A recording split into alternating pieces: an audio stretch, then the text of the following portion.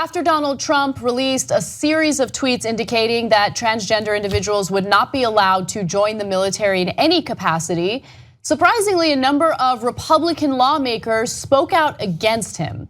Let me give you a few examples. First senator to speak out against Donald Trump was Senator John McCain. Let's go to graphic 6. Any American who meets current medical and readiness standards should be allowed to continue serving. There's no reason to force service members who are able to fight, train, and deploy to leave the military regardless of their gender identity.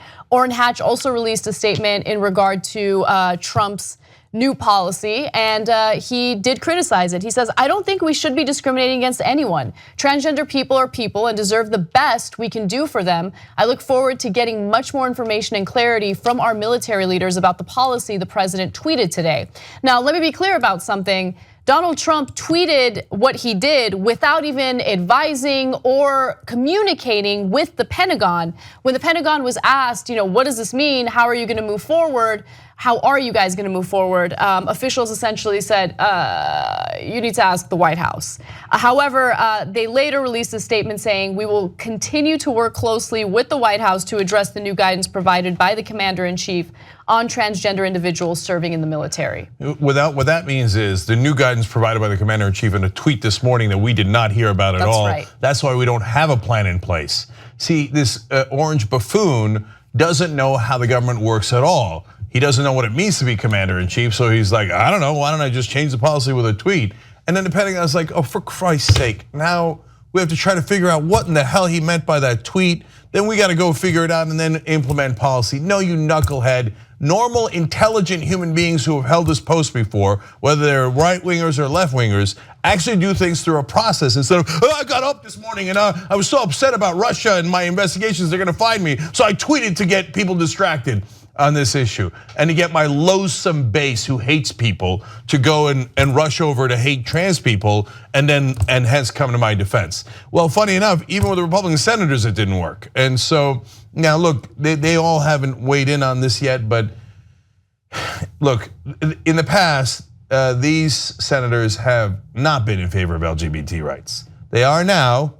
I'm a little conflicted on it because on the one hand, there are now wealthy LGBT members of the nation who are also donating to the Republican Party. So Peter Thiel gave a lot of money to the Republicans, and he happens to be a gay libertarian. So all of a sudden, the gay position on the Republican position on gay rights softening a little bit.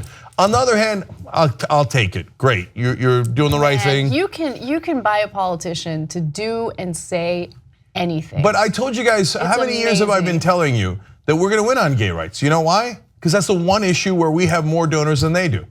So we even got Orrin Hatch and Richard Shelby from Alabama to turn and say, oh, I can't believe they're doing this to the trans community. Well, Richard Shelby? Okay, so I like that you brought Richard Shelby up because he did go on a cable news network to talk about this, and it perfectly shows you, illustrates how half-hearted he is in his support for the transgender community. Take a look at this video, video 1.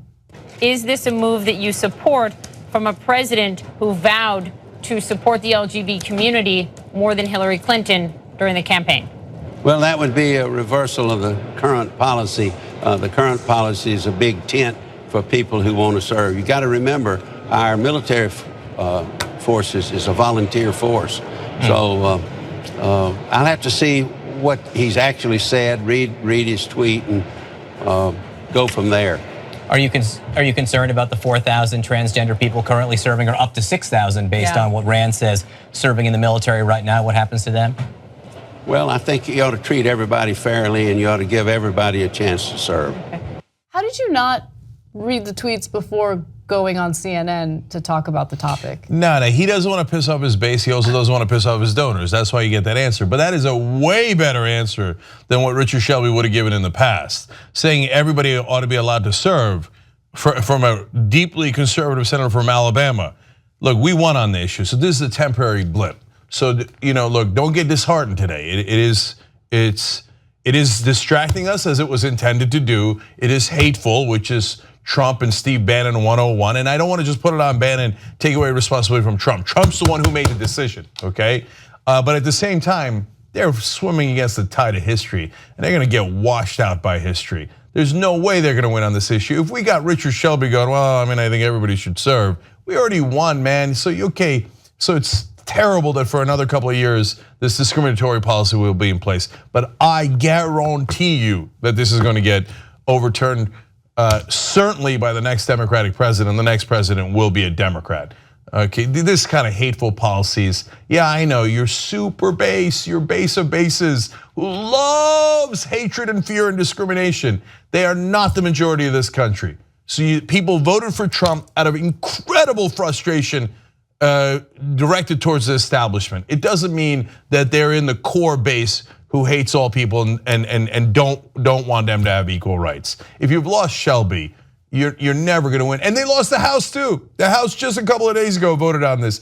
The deeply, insanely right-wing conservative Republican House that just voted to take away 23 million people's health insurance was like, man, going against the trans community and the military, that's a bridge too far. Yeah, well, you know what else? Right now, the military is having a very difficult time recruiting people.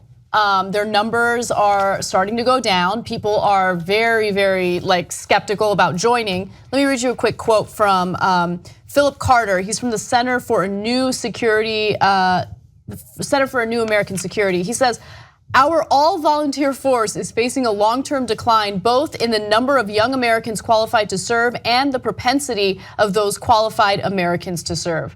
So, all right. Cool, you want to ban entire groups of people from joining the military and serving the country? Have at it, do you, boo? We'll see how that plays out for you. Yeah, and finally, don't get me wrong, the majority of Republicans in the House are still hateful. They only got 24 Republican members of Congress to flip on that vote and vote with the Democrats to allow trans folks to serve in the military. And they lost 214 to 209 in the House vote a couple of days ago. All the rest of the Republicans were like, no, we don't believe in equal rights. We don't believe in the Constitution. We believe instead in interpretation of Yahweh that gay people are not equal to straight people, so we're gonna discriminate against them. So that was still the overwhelming majority of the Republican Party in the House, but luckily enough people switched over to the other side for them to lose that vote. So even his own party is not on Donald Trump's side completely, at least. So good luck to you guys. Run on this hateful strategy. You're gonna get slaughtered in 2020. Help us build independent media together. TYTnetwork.com/join.